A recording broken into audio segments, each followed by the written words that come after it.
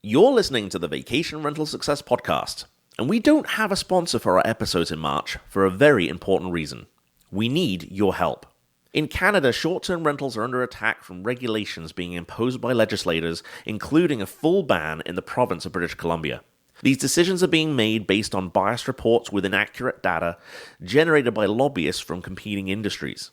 In an effort to make our voices heard and start the conversation with top-level decision-makers, the Can Stays Rental Alliance Conference is happening April 20th to the 22nd in Banff, Alberta. This is the first time in the history of short-term rentals across the world has an event like this, and on this scale, been created so property managers, individual owners, and other stakeholders can have their say out from the shadow of Airbnb. This event may be focused on Canada, but if we don't all stand up and support this initiative, your local legislators could follow the lead of these Canadian regulations that will find their way to your tourist area. We need you to attend, we need you to share this message, and we need you to get involved. Visit canstaysrentalalliance.com to book your ticket and join the fight for our right to a fair and responsible future for the short-term rental industry.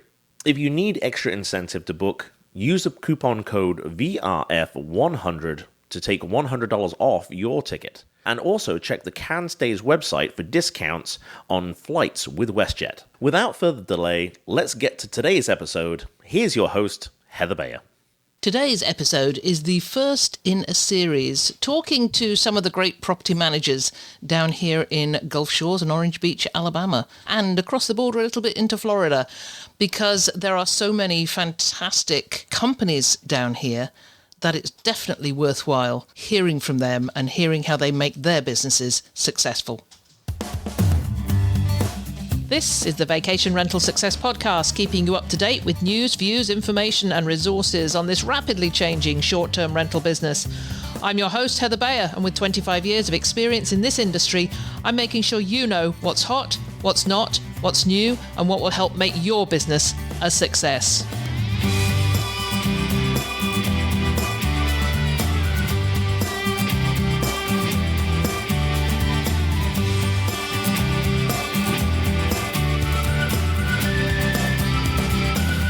Well, hello and welcome to another episode of the Vacation Rental Success Podcast.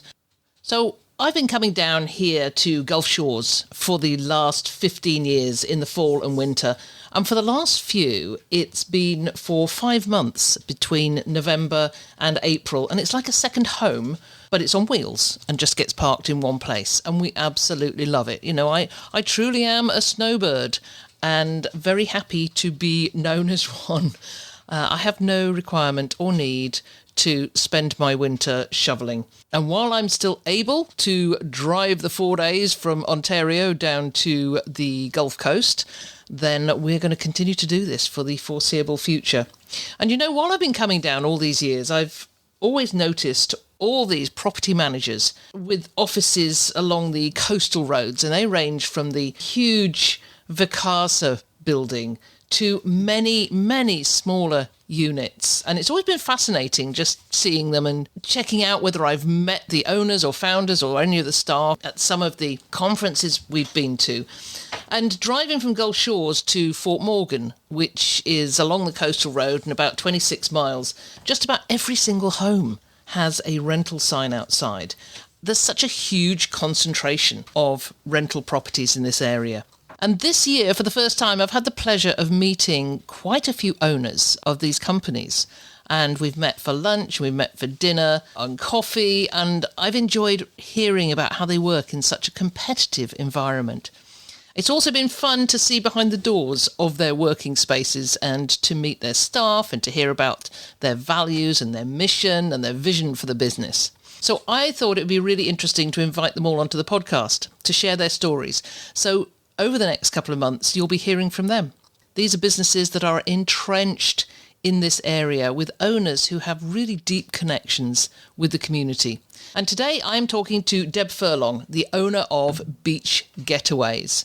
And I have huge thanks to Deb for letting my company have one of their properties for a week to create some video and do some podcast recording and to just experience the great hospitality from Deb and from Beach Getaways. So without further ado, let's move on over to my discussion with Deb, which I'm sure you're going to find really valuable.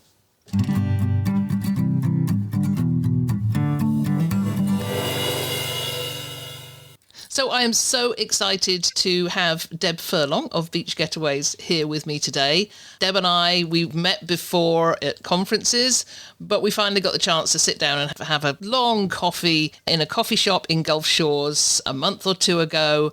And I learnt more about her company. And since then, I've been to the offices, I've met the staff, and Deb is the first in our property managers that I'm bringing to you in the podcast. Sort of, I don't know what I'm going to call it, property managers of Gulf Shores and Orange Beach. But this is the first in a series where I am interviewing some of these founders that have been sort of fully entrenched in their communities for years. And we're going to hear from them and hear their stories. Deb, thank you so much for joining me. Oh, thank you, Heather. I've been looking so forward to this chat. Well, when we met, you shared your story, and I've always loved people's origin stories. You know, where did you start in this business? Because I think it's so important, particularly for those people who are just jumping into it right now, and the only history they ever see is Airbnb from about 2014, and it's like there was no history before that. So this is why I want to start each of these sessions by asking what your origin story is. How did you start, and what inspired you to get into the business in the first place? Well, the main inspiration was we needed to make a living. That was the biggest inspiration. What can we do to make a living? It was 2008 hit. My husband was in commercial real estate. No one was doing commercial real estate in 2008. I'm an interior designer, and no one was doing any interior designing. So we had to find a way to make a living. And in 2005, my husband's father passed away, and he had 2 properties that he put on a rental program with one of the larger companies here in the Gulf Shores area. And we weren't super happy with the rental income. So we were taking care of all the owner things, the deep cleans, the buying, and all of that. So that was kind of our toes dipping into vacation rentals. And so in 2010, my husband put these properties on VRBO and fed all of these reservations to the property management company. So he made them a lot of money for the year, but of course for his mom as well. But he realized, well, this is a lot of work, and if I'm going to do it, I think I need to do it as a job and build a company. And Ken comes from the service industry background, and he's great with that. And of course, we know this is a people-facing job, and it's all about how we're going to serve them. So it was kind of a good fit for us to do that. So we started with these 2 family-owned properties. My husband said if I could sell my mother on it, I probably could sell someone else. And so she agreed, and off we went. And it was a slow start, but it started picking up after about 18 months. And we've steadily grown through the years. How did you, in those early stages, because there's so many properties in this area, how did you get to getting these owners to trust you enough to give you their properties in the first place, in those early days? Well, the early days that we were in there was still the mom and pop idea of vacation rentals, right? And so marketing was sending letters out, sending them to owners. And the buildings that we were part of were the Phoenix buildings in Orange Beach. And so we just marketed to those buildings. We knew those buildings. We were in 2 of those buildings. We were property owners in the new owners' minds. They knew we understood all of the ins and out of that. He did have a background in property management anyway on a commercial level. So I think, and the other thing is Ken's integrity. Once people met him, they knew he was going to do what he said he was going to do. And I think that's what really won him over. And really, the ones that we brought on in those early years are still with us. One passed away, but others are still there. That is fantastic. I mean, that is testament to how well a business has maintained the trust of owners if they're still with you after all these years. So coming right up to date, how many properties do you have and where are they? Because I know you're expanding outside of this area. Right. So we're in the low 400s, and we are in Gulf Shores, Orange Beach, Perdido Key, Pensacola City, the city of Pensacola, Pensacola Beach, Gulf Breeze, 30A, and Panama City Beach. Wow, you are extending. It's like tentacles, isn't Yes. it? It is. Pushing out along the. It's a lot of markets, but it's so exciting. It's such an exciting time in our business. It was really interesting that you mentioned mom and pop, because I interviewed Matt Landau a month or so back, and I think the title of that episode was called Beyond the Mom and Pop. And it stemmed from a meeting he had in a car park in Miami with a group of attendees at the IMN conference, which is one that it attracts the real estate investors. And as he said, it was more men in suits. Right. Than the type of people that you'd meet at maybe a Verma conference. And it was all talk about investment. And he said these guys were just giddy about the money they were going to make in the business. But then they started to make derogatory remarks about how ripe the business was for disrupting the traditional mom and pops. And I actually mentioned beach getaways in that. And I said, this is the epitome of beyond the mom and pop. This is what you started out with.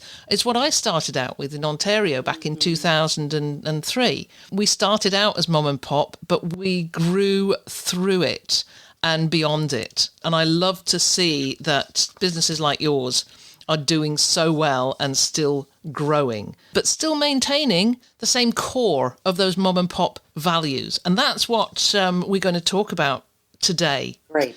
Is values, because one of the things that you gave me when we met and had our chat was a little booklet that you give to all your staff. And on the front, it says core values. And there's 4 or 5 pages on the values that are now enshrined as the core principles of your company. So can you talk a little bit about what those values are and how you went about selecting them? Okay, so primarily, I'll tell you what the core values are. If you want to say our mission statement is heart of hospitality, providing happy connections and lasting memories. So how do we do that? We do it first with respect, and then integrity, teamwork, trustworthy, empathy, and servant leadership. So these values really were things that Ken and I, 45 years ago when we got married, have worked on in our family, in ourselves. And so it was what we would share at work. We never had these written down until 18 months ago, until Matt Landau and Steve Schwab inspired us to get this done through a retreat we went to. And it just has taken off. It's just amazing. But really, it just started with what our values were. And so as we sat down as a team and started discussing our own personal values and then talking about core values as a company, it just came up over and over again, these 6 core values as the basis of what Beach Getaways is about. I love that you say, you've always worked with these values, but sort of in your head and just shared, I would suppose, verbally with your team. What difference does it make to you to actually do this exercise? And, as you say, kudos to the Key Retreats and Matt Landau and Steve Schwab for inspiring you to get ahead of this and put them all down and make them, publish them, I guess. Because I was just blown away when I saw this booklet. It just took me back to my 20 years as a property manager and thinking, I wish we'd done this. I wish we'd done this. I wish we'd had the time or really thought about it to write everything down, because so much of what we do in this business is in our heads, and certainly in the founders' heads. I think one of the things that it's done is it's in print. And so when something's in print, and you hand it out to someone, it makes it real. It's not a concept. It's something that we're agreeing to as a company, that we're going to abide by these core values so that, as Steve said, if someone can't get an answer to something, all they have to do is look at these 6 core values and make a judgment based on that. Mm-hmm. And so I think the thing that's great about it is it empowers people to grow in their own core values, to grow in what they're representing on a daily basis. And so to me, this has catapulted our culture in our company, because people will talk about, well, if we're in a meeting, we need to work on our teamwork because this didn't happen the way it should have happened. They're bringing it up, so they're buying in. Or if you're helping someone with something that didn't go well, you can go back to the core values and say, where do you think you fell short in these core values that it might have made a difference if you had thought about it? And what's wonderful about that is you're, again, empowering people to be people of character. And to me, that is more valuable than anything that we have done as a company, because it's clear, it creates a safe environment, it creates an opportunity for people to be trained in character. So it's wonderful. I just can't say enough. And I'm like you. I wish we had done it years ago. Yeah, just to make it a little clearer for those who are listening, the booklet talks about each of the values and has a couple of bullet points. So let's take integrity for one. It had the bullet points are, I will be honest and fair in all my actions. And I will always do the right thing even when no one is looking. And I love that one. How did you come to that one? Is that just part of that value of integrity, that you still do the right thing even when you're away from anybody who might care? Well, I think some people think integrity is, if I look good enough, maybe they think I've done a good enough job. But ultimately, integrity is about who's within you, where you lay your head on the pillow at night. So true integrity is, I'm going to do the right thing whether anybody ever sees it, acknowledges, or knows it. And the first statement is just a statement about what integrity is. The other is an actionable item, something very practical they can walk away with and say, oh, this is what this means. There's no confusion over the definition when you know, do the right thing when no one is looking. That's where it comes down to. I love the descriptions underneath each one of these as well. I mean, for integrity, you say by choosing integrity over profit or recognition, it sends a message that the organisation is committed to doing what is right and building a positive reputation based on honesty and fairness. There's a lot of new businesses popping up these days, and their core value appears to be making money.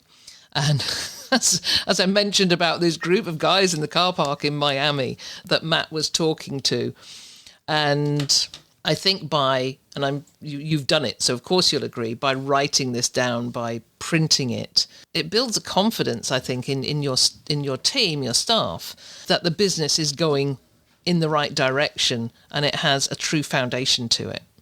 You know, we didn't create these values for our bottom line. Mm-hmm. That's not the reason we made them. We made them because this is who we need to be in order to service and to make right on the agreements we've made with our guests and our owners and our vendors and our employees. So, yes, it probably cost us a bit to do the right thing, but I sleep better at night knowing I did the right thing. And I think people feel safer in this environment as an employee. They feel protected. They feel looked after. They know we're going to address things if we see they're not going well. And that creates a culture that is healthy. And I just can't tell you how many interviews we've done, and we use the core values in our interviews, that people said, does this really happen here? Mm-hmm. My company has core values, but we don't really do it. And then we're like, no, this is the only way we can run this company. And be happy there. Be encouraged there. Enjoy your work. This is a hard industry. I mean, it takes a lot of self-control to be in this industry. And if you don't have some good character, it's not going to go well, or you'll burn out. And we certainly don't want that for our employees. So how have you integrated these core values into the everyday operations of your business? Well, we use them in everything we do, actually. It starts when we are taking on a new owner. We share with them a booklet. They get to take it home with them that this is our core values. This is how we run our companies. When we do interviews, we talk about this is our core values, and you can kind of get a read on people. And I even ask them sometimes, which of these are the hardest for you? Because we're not all perfect in any of them, but of all of them, but we all have to work on them. And so that tells you a lot about people. I think the other thing is we talk about it with our vendors. When we hire new vendors to work with us, we let them know what our core values are. See, there's continual accountability in that as well, because we're putting ourselves out there to say what we are going to do. And people will say, well, this didn't happen according to what you said. And then we're like, you're right. So the integrity in us has got to make it right. So I think those are the ways that that works. We use them in meetings, in team meetings every week. Every week there's team meetings that we talk about core values. And whether it's one team member picks a core value they want to talk about, or if they caught somebody doing a core value that they saw and it made an impression on them, they share that and encourage that person. We talk about it in our leadership group. We talk about it one-on-one. I had to have a talk with one of my managers about how she had gossiped in the office. And really, it came from frustration, and she was in her mind venting, but she said it in a way and in an audience that it created mistrust. So I talked about, the respect and the trustworthiness of our teammates and of our owners and of our guests. We can't do that now. If you need to come in my office and vent for 10 minutes, come on in and I'll have a listen, because I understand that. But at the same time, we're using these core values to help people with the decisions they make and how to work through the frustrations and what to do with those frustrations. So, yeah, talking through frustrations then, there must be challenges sometimes in maintaining the values in your business.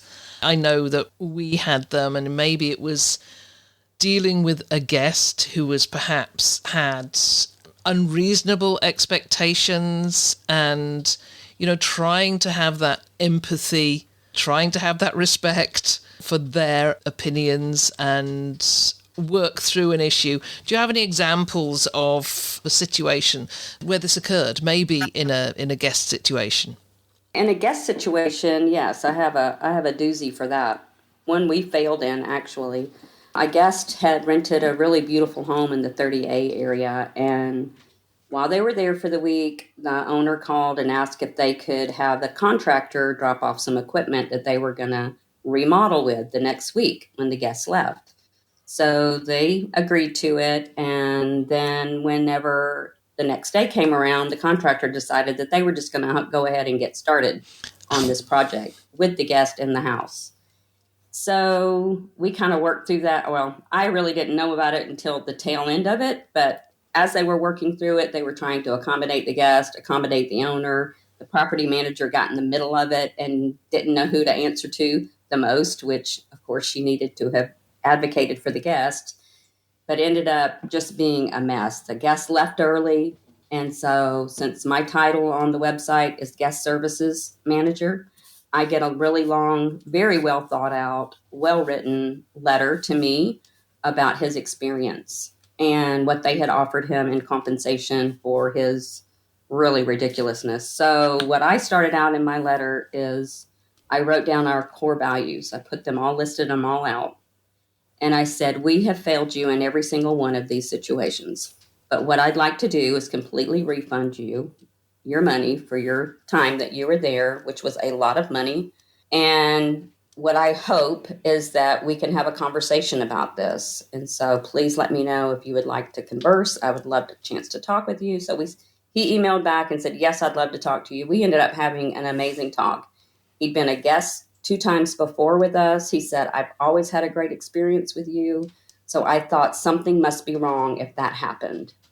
So he gave us a chance to make it right. And so after the conversation, he told me, he said, well, I'm going to tell you what, you are my company from now on, because I know you'll make right what was done wrong. He said, I know mistakes happen, things happen, people don't know how to handle situations. And so that was an opportunity for me to talk about how we had so failed in those core values and yet went on, and now we have a customer for life.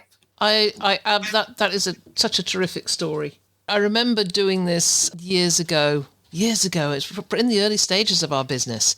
And we had a $4,000 booking for 2 weeks. Now we're talking, back in 2004, 2005. Right, that's a lot of money. That was a lot of money there.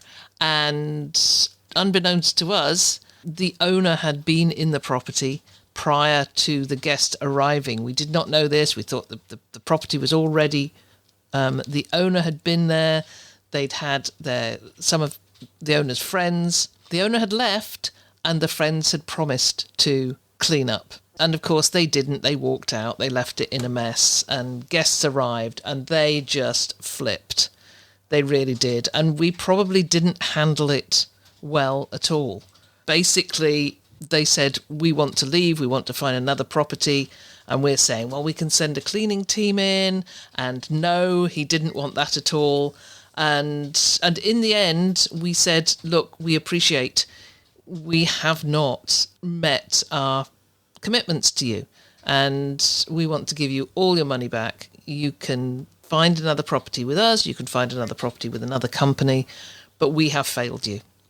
And that was, that $4,000. The owner, of course, was apoplectic about this because they wouldn't take responsibility. And that was a difficult situation. And I think, in retrospect, all those, it's 20 odd years ago now, we would have done it in a very different way. But still, taking that decision way back of refunding all the money and just saying, we can, we'll rehouse you or you can find somewhere else. I think we wanted them to go somewhere else. But anyway, these situations happen all the time. And right. You have to make that value judgment about how you're going to deal with it. And I love what you did was to start with saying, these are our values and we have fallen down on each one of them. It's such a great way of creating a relationship. Because so many people would come back and be completely defensive about it. You had no idea that they were going to start. Correct. So kudos to you for that one. It's valuable to realize that in the end, whether you lose the money, and like I said, we started this business out of necessity. We have been seconds away from bankruptcy a couple of times. And so letting go of money in a situation like that, you're like, whoa, this might really mess us up with the owner. There's a lot of implications there. But at the end of the day, the owner didn't hold up to those values either. Mm-hmm. She let them go ahead and work on her house when she didn't honor that guest that was in her home. And so I think all of that around, we all learned a great lesson in how to handle that in the future. But at the same time, it was good to know that at the end of the day, doing that right thing for that guest kept a guest for us for future vacations. He comes twice a year. So that value, the money, if you're worried about that, it's going to come back if you do the right thing. I remember a book from years ago called A Complaint is a Gift and saying, customer loyalty is built through handling challenging issues in a good way. And if you handle a customer issue well, then they will become more loyal to you. Yeah, a great example of that. It's really, when I've come down here each year, I'm always blown away by the amount of property management companies there are. You've got that big Vacasa building now, and then all the smaller ones, and some of them are little more than, little cabins. But everybody in those buildings are working to the same end to create magical vacations for their guests. But you have grown fast, you've grown continuously over time, but you're still in a very competitive market. So do you find that these values make an impact on that growth, on that success, and your reputation as well? I do. I think the thing that we find that in our community, that whether it's the vendors or our guests or the owners, or even building managers that are taking care of properties that we have multiple properties in there, or even one. They know us. They know that we're going to do what we say we're going to do. We're going to show up in the right manner. And even when we don't, we're going to resolve that conflict. And there were two situations where one of our employees backed into a condo building's lights and left, didn't tell them they did it or anything. Well, we had to go back. We had to apologize. We had to make it right. And since then, the property manager loves us, so she recommends us to everybody. And, right there, that gives you the opportunity to show what you're going to do when you've done something wrong. Because we're all going to do something wrong. We're all going to mess up. And then there was another situation where, unfortunately, one of my maintenance guys lost his temper with one of the building managers, large building companies, a large building. And the guy told him he could never come back to his property again. Well, we had 30 properties there. He needs to go there because he's our maintenance guy. So Ken went with him, made an appointment, went and met with the guy, and made it all right. And so that reputation, even though we did something wrong, it shows how do you handle conflict? How do you handle things when you've done something wrong? How do you handle it when things aren't going right? And everybody can have a bad day and say the wrong thing. And I think they equally were having bad days. But to me, that reputation exceeds what you can just see on a billboard, or what you can see how big a building is, or what you can see in VRBO or your website or whatever. When you have those real interactions with people in your community, it builds trust. Mm-hmm. Owners refer us all the time. Realtors refer us all the time. Guests refer us all the time. We've had guests buy properties because they liked our company. One guy came down, he's a medical doctor. He said, if I was a property manager, I'd do exactly what y'all were doing. Because he said, I trust you. And I think that's what it's all about, right? Do people trust you? Because you're entrusted with a big financial portfolio for them, and the guests as well. Their 1 year vacation, 1 week vacation out of the year, they live for. People do. We did, and we want it to be the best it can be for them.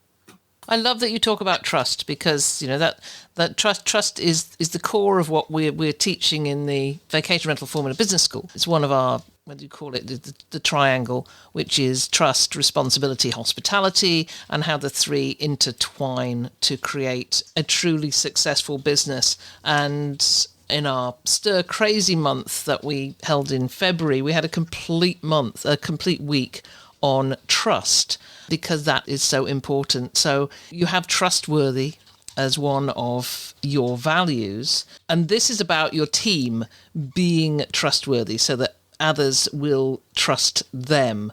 And you say when you are trustworthy, others are more likely to trust you, and this can lead to greater opportunities for growth and success. How do you teach your team about trust? What is important when they are speaking to guests and when they're speaking to owners in terms of getting them to trust them?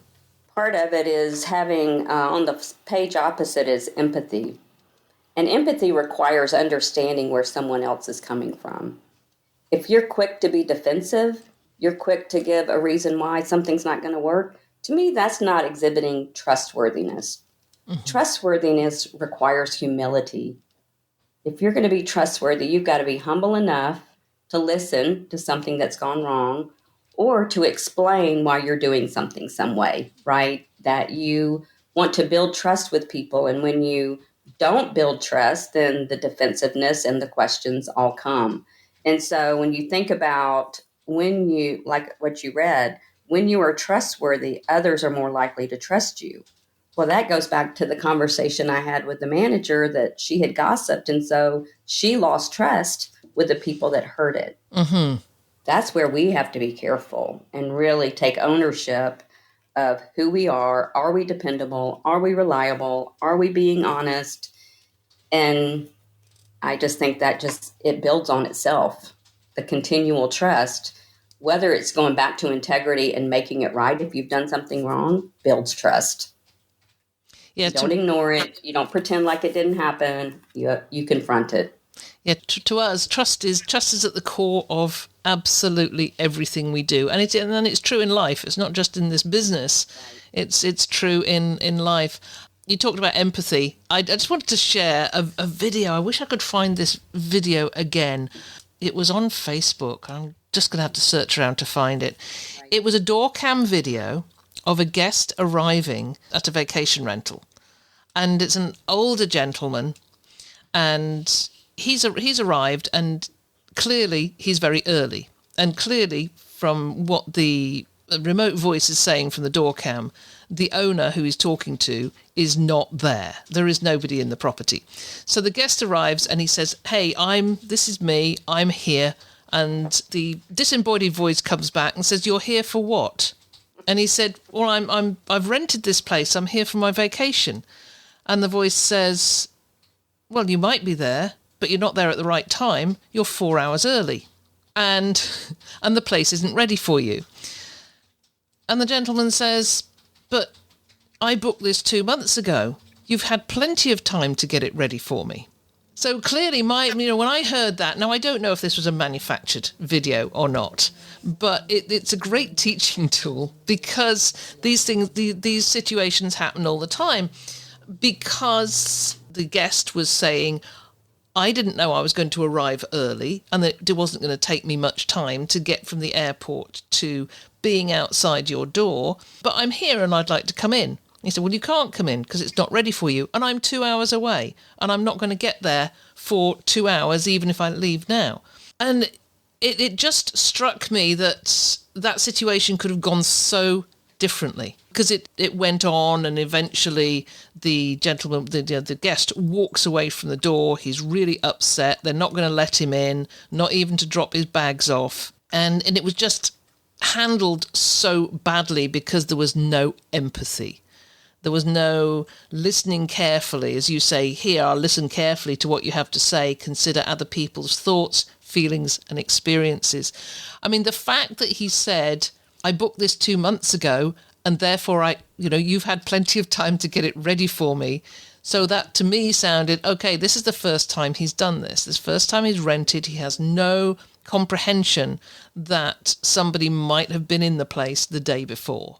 And somebody who has empathy is going to treat that person in a very different way. Treat them with kindness, treat them with grace, accept that they have an experience which is uncomfortable for them at the moment, and the person on the other end needs to find a way to get around it. And I thought about it afterwards. I thought, well, I could think of half a dozen different scenarios. Find a restaurant, even get an Uber to come and pick him up and take him to a restaurant, get a cleaning team in, Exactly. Get it done. That would have been my first solution. Right. But that is all about empathy. And I think there's a lot of people coming into this business now, particularly in the co-hosting area. Owners are putting their properties with co-hosts who say, "We'll do all the property management for you." But the hospitality part of it is missing.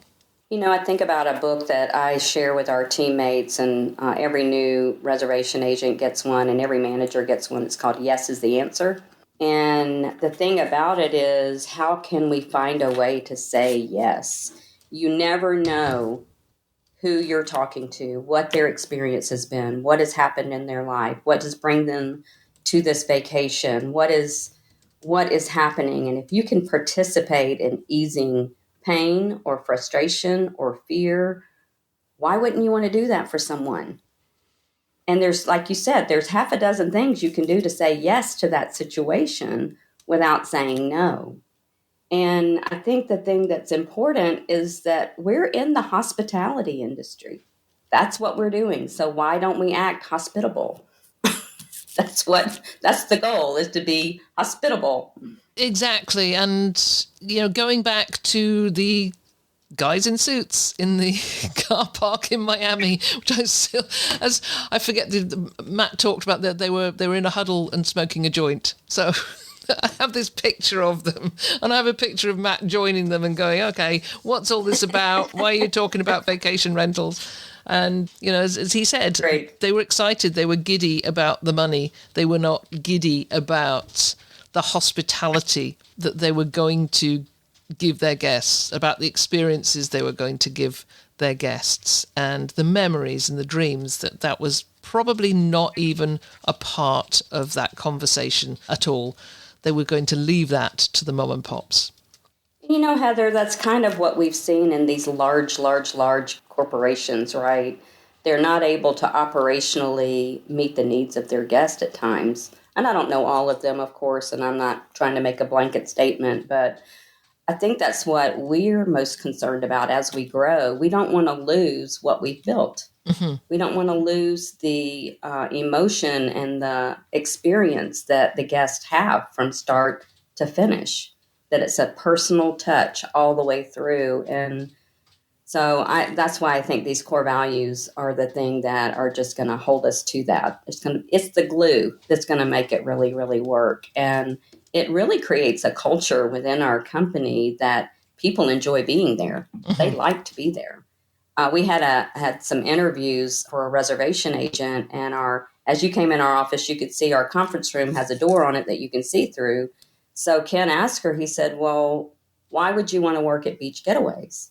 She said, well, I've been sitting here watching everybody come in and out of here, and they're all happy. So I think I'd like to work in a happy place. So, and it's not that we're passing out happy pills. It's that we're creating an environment for people to enjoy.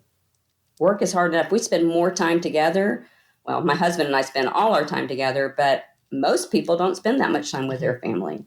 They spend it more with their work family, and that's how we try to put the emphasis in that.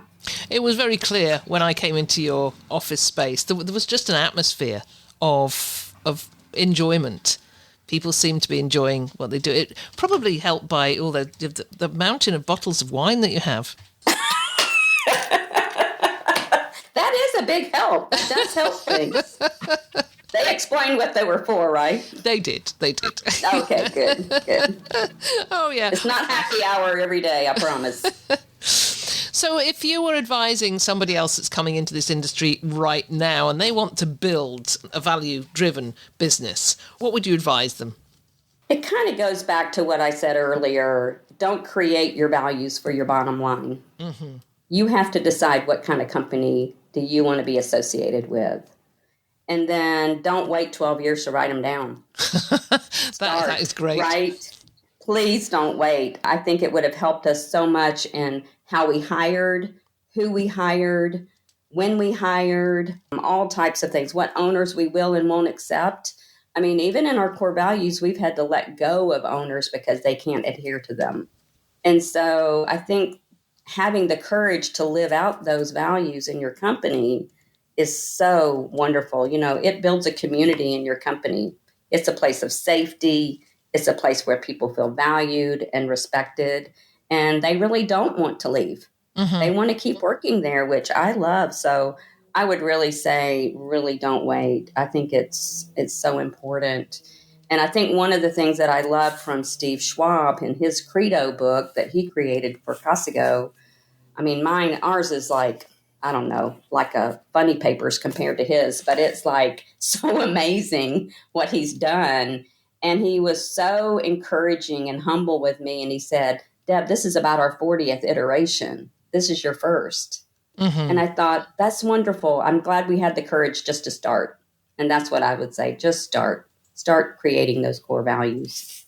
I've mentioned to a lot of people that, when you start in this business, you think about the end of it and you create a business plan that is updated every year. And it reflects the changes that happen because this is not a business that stays still. So I'm going to go back to my business plan. In fact, Mike and I are creating a new business plan at the moment for Vacation Rental Formula Business School. And I'm going to go back to that right now and build some core values into it because we don't have them and get them written down. You have inspired me. Oh, thank you. So looking towards the future, Deb, you've grown to 400 plus properties. What's in the future for Beach Getaways, and how do you see those core values just helping to shape that growth and direction? It's a great question because Ken and I aren't spring chickens, right? So everybody's like, what's your end game? And we're like, we're still alive. I don't know. We're going to keep going. But, I think our reputation as a company will only get stronger. Mm-hmm.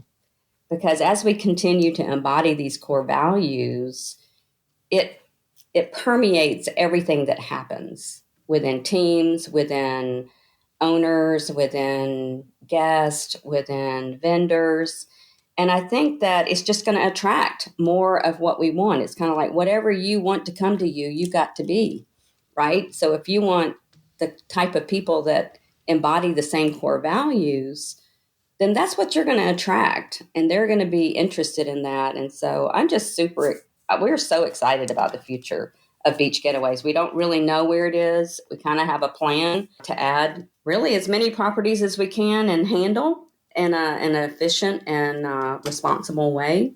So we'll see. We'll see what happens. We're opening a new office in Pensacola Beach next week, and that's exciting. So we're just looking forward to the future, and I think that's what's going to happen. I am sure it will be so successful, and I wish you and Ken and all your team every success in the future. And of course, we will continue to meet. This is not a one-off meeting. We will continue to get together and talk about how well you're doing. I shall follow it with interest. Thanks so much for joining me, Deb. It's been just a pleasure talking with you.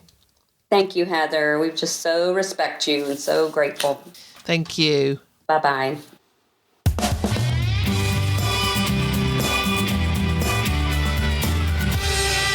Thank you so much, Deb Furlong, for joining me on this episode. It's been such a pleasure this year speaking to so many property managers down here in Gulf Shores and Orange Beach, and I'm really looking forward to sharing their stories because they're all different. You know, they may all be in the same area down here, but everybody has a different story and has different strengths, and I just love their stories. So you will be hearing more over the next few weeks. If you're listening to this on the day of publication, it's early April, I will be heading off to the Can Stays Rental Alliance conference in Banff in just a few weeks' time. The conference is the 20th to the 22nd of April, and you can find more details on the conference website, which I will put the information in the show notes. It's going to be a different conference, something that I haven't seen the likes of before, because it's bringing in politicians and decision makers together with the people who are at the front end of this industry, the property managers and the independent hosts, because these decision makers aren't hearing from them. They're only hearing from Airbnb because that's all they know to get hold of if they have a question about us. And we don't want Airbnb telling our story. So this is what Catherine Ratcliffe is aiming to do, is to bring together these decision makers together with those of us on the front line, and we can have a good discussion, and hopefully it will be able to shape some of the policy and the decisions that are being made going forward. So if you're in Canada and you want to find out more about this conference, which is dedicated to you, then please take a look at the website. I'd love to see you there. There's a great lineup of speakers, and Banff is the most beautiful place at any time of the year. So it's just worthwhile going maybe just for that. So as I say, information will be on the show notes, as will be the link to Deb's site and anything else we mentioned during this episode. So thank you once again for joining me this time. I'll see you again next week. It's been a pleasure as ever being with you. If there's anything you'd like to comment on, then join the conversation on the show notes for the episode at vacationrentalformula.com. We'd love to hear from you, and I look forward to being with you again next week.